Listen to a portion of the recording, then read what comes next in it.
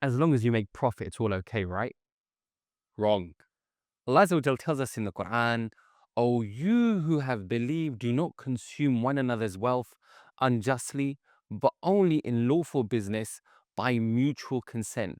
Now, there's a number of things here that we need to unpick, but to do so briefly, first of all, subhanAllah, this really high standard that's given that do not deceive one another, do not be unlawful with how you take each other's wealth, that wealth has a right upon you, and do not be unjust in how you treat with people.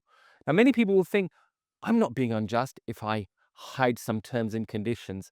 Actually, this verse is calling to transparency. Be very clear in when you're doing a transaction.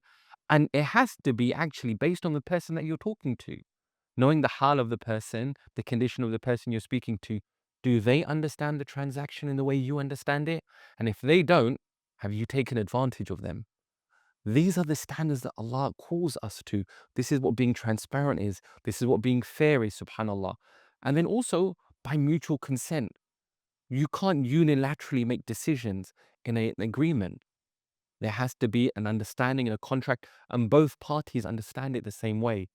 This is what mutual consent is, that once you have that understanding, you don't renege on it.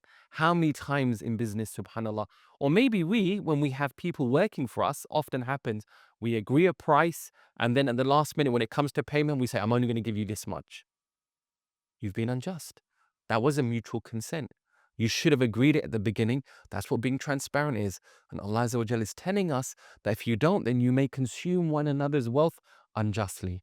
May Allah Azza wa Jalla protect us from this and allow us to give the rights of others when it comes to our business.